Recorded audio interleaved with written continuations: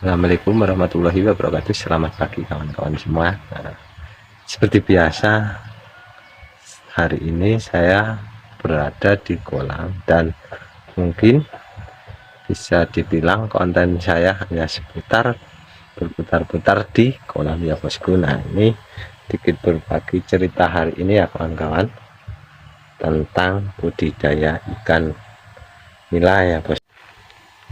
Nah, selamat pagi, selamat beraktivitas kawan-kawan semua. Jumpa kembali bersama saya. Nah, ini di pagi hari ini di bulan puasa ya kawan-kawan. Nah, untuk kita yang sesama umat Islam itu pastinya untuk sekarang ini kita berpuasa ya kawan-kawan, untuk menyambut bulan Lebaran atau Syawal ya bosku. Nah, ini tapi tidak untuk ikan ya bosku. Jadi ikan itu ada yang namanya dipuasakan di sistem bioblok kawan-kawan. Nah, tapi bukan puasa seperti kita ini ya bosku. Nah, ini walaupun kita sekarang ini berpuasa menahan lapar, tapi untuk ikan tersendiri ya tetap kita beri makan ya bosku, apalagi yang untuk memacu agar target panen itu cepat. Jadi kita harus benar-benar rutin pemberian pakannya ya bosku di jam-jam yang sama secara kontinu. Walaupun kita berpuasa tapi ikan tidak puasa ya bosku, hanya dipuasakan ketika kondisi ikan sedang tidak baik atau kondisi air dalam keadaan sedang rusak atau habis ganti air. Dan setelah aplikasi susulan di kolam bioblok kita harus puasakan ikan. Tapi untuk harian seperti ini ya kita terus kasih makan ikan, tidak ada yang namanya puasa ya bosku. Puasa itu dilakukan ketika habis melakukan susulan aplikasi bioblok, dan juga ketika ikan tidak nafsu makan, kita memang harus puasakan ikan agar ikan bisa mengosongkan perut dan kembali menjadi sehat. Oke ya kawan-kawan, sudah jelas untuk pembahasan tentang puasa ya bosku pada ikan. Ini ikannya sangat agresif ya kawan-kawan. Nah, ini jinak-jinak liar ya bosku, ikan ini.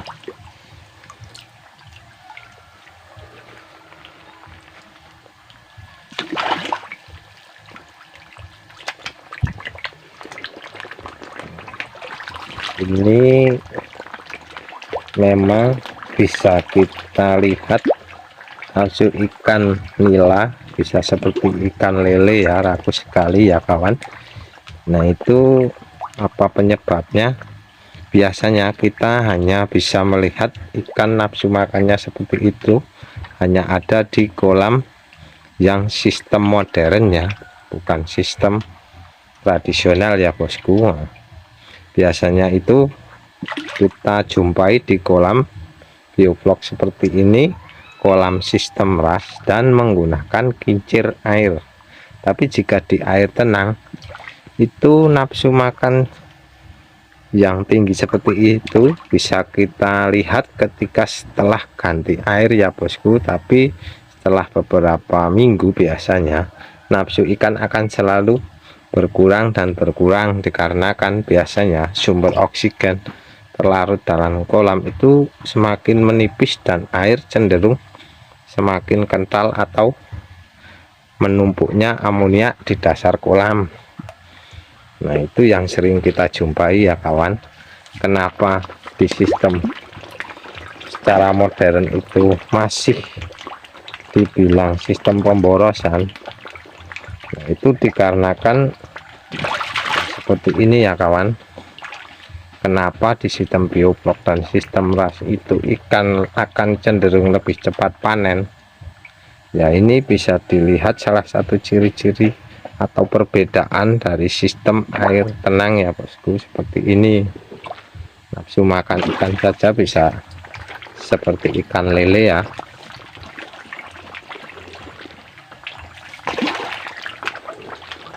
Kawan, nafsunya sangat tinggi, nafsu makan ikan.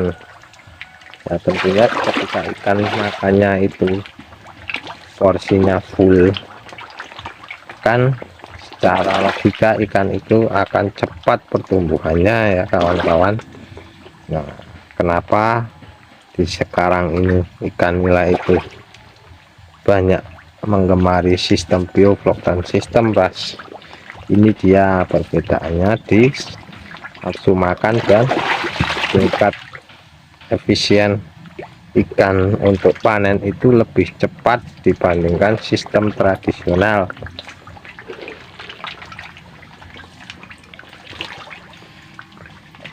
Nah, ini saya eksperimen isi air di kolam hanya setengah ya bosku. Ini untuk ikan 3 jarian ya bosku, dengan kedalaman air sangat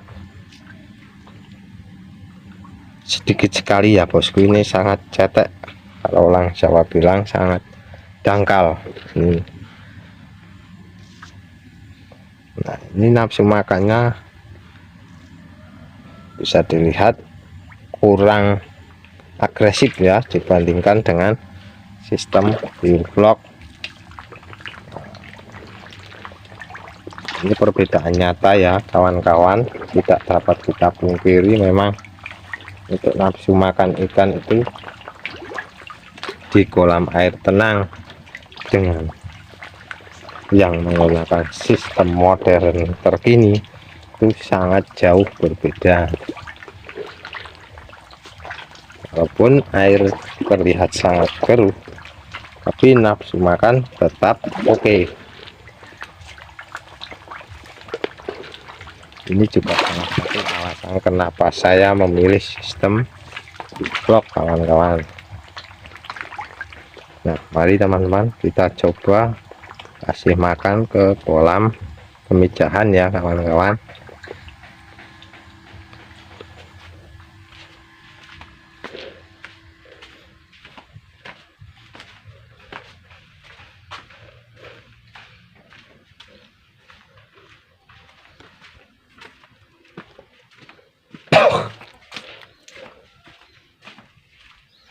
Nah, itu kandang kambing ya, biasa kawan, kita kan hidup di desa.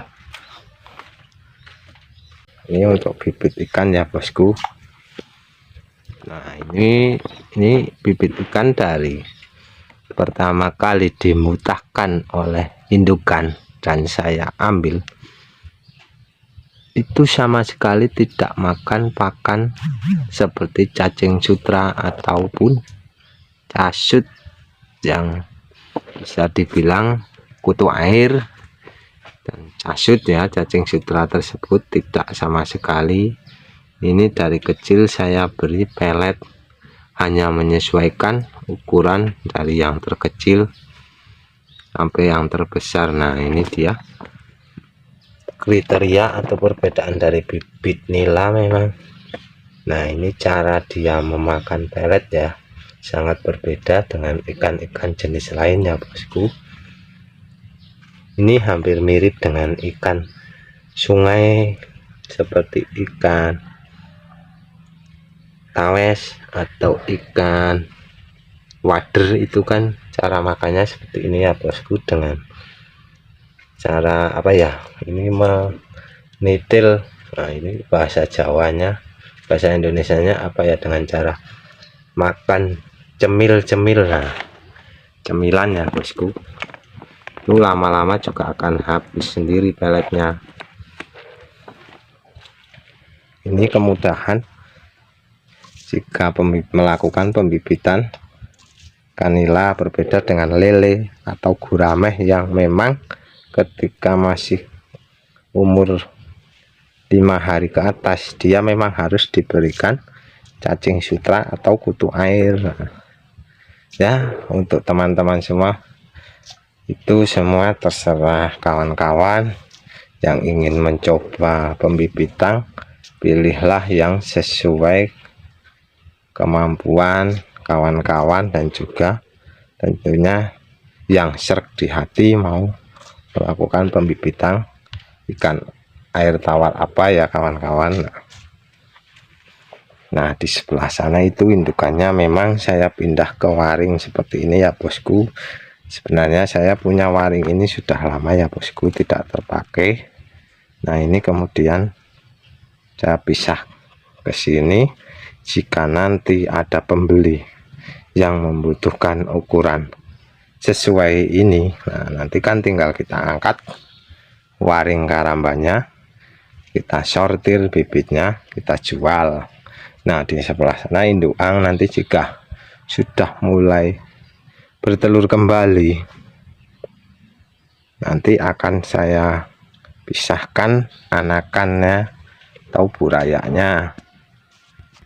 Oke, mari ya kawan-kawan, tuh indukannya belum memecah lagi ya bosku, baru 2 hari ini saya ganti air dan saya sortir untuk larva nilanya.